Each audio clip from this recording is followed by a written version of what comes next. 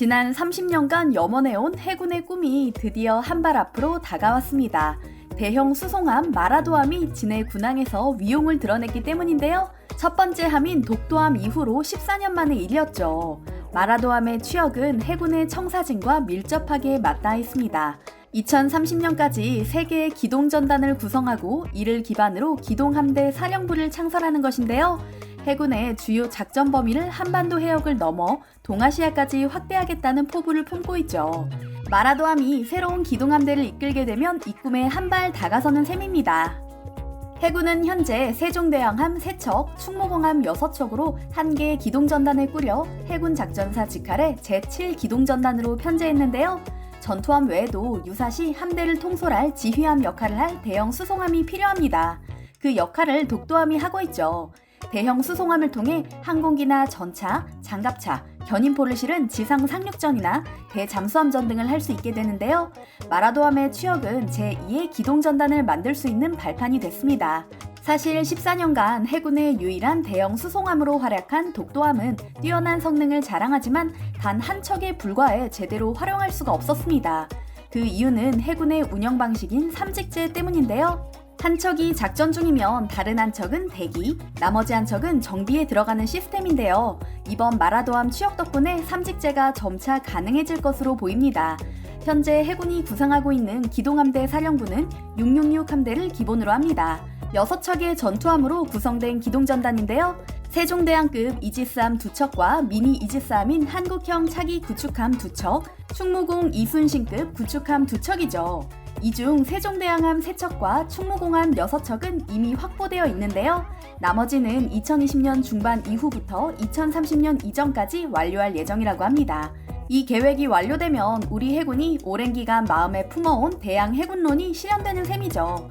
또한 우리 군이 치열하게 다져온 미사일 능력을 중심으로 하는 고순도치 전략 외에도 전면전보다 낮은 위험 수준에 대응할 수 있는 전력을 강화했다는 의의가 있습니다.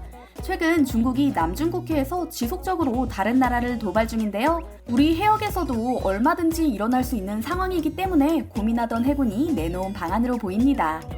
마라도함은 지휘함 기능이 크게 강화되었는데요. 우선 14,500톤급 함정으로 우리 군이 보유한 배 중 가장 큽니다. 전장은 199.4m, 전폭은 31.4m, 승조원은 330명에 달하죠. 여러 대의 항공기와 전차, 상륙 돌격 장갑차 등을 동시에 실을 수 있는데요. 항공기가 갑판 스폿에 착륙하면 엘리베이터처럼 함내로 내려가 경납되는 시스템이 마련되어 있습니다. 유사시 미국산 수직 이착륙 수송기인 오스프리 MV-22급의 하중과 배기열을 견디게 하려고 초고장력강으로 제조됐는데요. 20여 톤의 무게와 섭씨 330도 이상의 열에도 끄떡없다고 합니다. 우리 해군은 오스프리를 보유하고 있지 않지만 유사시 미군의 후방 지원을 받을 경우 마라도함을 이용하면 되는 것이죠. 탐지 기능도 최상급입니다. 전자식 A사 기술이 적용된 대공 레이더가 장착됐는데요. 기존의 독도함보다 훨씬 빠르고 정확하게 적의 항공기와 미사일을 탐지할 수 있죠. 또한 수면 위 낮은 고도로 날아오는 대함 미사일을 요격할 국산 대공 미사일 해공이 탑재됐는데요. 수직 발사형 방식으로 모든 방향에서 날아오는 미사일을 방어할 수 있죠. 한국이 만든 명품 대공 미사일 해공은 발사 후 자동으로 표적을 추적하는 파이어앤 포겟 방식으로 운용되며 최대 사거리는 20km 이내, 최고 속도는 마하 2.0 이상입니다. 미국의 RAM보다 경량화 및 저가화에 성공한 것으로 평가받고 있죠. 중국과 일본도 일제히 마라도함 취역을 보도하며 우리 해군의 움직임에 주목하고 있는데요. 중국인들과 일본인들은 이를 어떻게 생각하고 있는지 주요 기사의 댓글을 살펴보며 짚어보겠습니다. 우선 중국입니다. 예상하지 못한 의외의 반응들이 나오는데요. 많은 중국인이 한국 조선기술과 군사력에 놀라며 박수를 보내고 있습니다. 주변국의 해군력 증강을 면밀하게 살피는 댓글도 보일 뿐더러 한국과 동맹을 맺어야 한다는 댓글까지 발견할 수 있습니다. 한국인들은 영토 분쟁에 있어서 한치의 양보도 없는 엄청난 사람들. 독도는 한국이 일본인들과 영토 분쟁 중인 섬의 이름인데 우리도 다음 구축함을 갸오이다오라고 지어야 할 것 같아. 대한민국 조선업은 세계 1위, 무기 수출은 중국이 5위이고 한국은 10위지. 결코 과소평가할 수 없는 나라야. 한국은 5G, 군함, 잠수함, 탱크 같은 걸 해외에 수출 중이며 고속철도 수주에 입찰하고 댐을 건설하고 있지. 한국인들의 대담함은 다른 나라에서 보기 힘든 것 같아. 한국은 문화, 기술, 반도체, 군사, 조선 등 모든 분야에서 높은 발전을 이뤘으며 세계의 선두에 있는 나라야. 선진국인 유럽에서도 라이벌이 없을 정도로.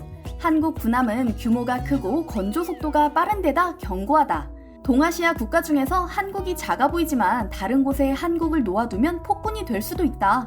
아프리카나 남미에 한국이 있었다면 당연히 패권 국가가 됐을 것이며 유럽의 프랑스나 독일과 비교해도 그들의 군사력은 강하다.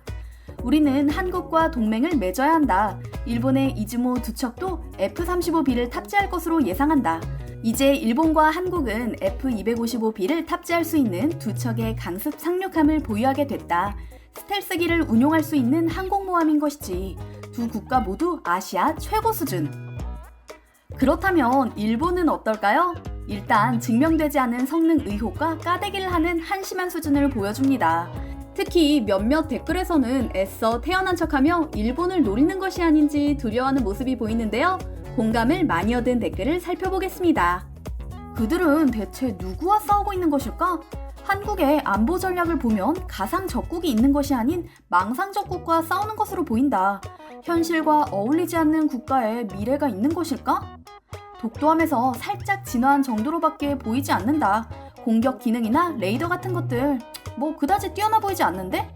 쓸데없이 새로운 군함을 갖고 싶어하는 한국. 한국의 함정은 대부분 수리하고 있는 게 대부분이고 유사시 독도함은 구식의 북한 함정보다 무기로서 신뢰성이 낮다고 생각하는데 한국에서 항공모함이 대체 왜 필요하지?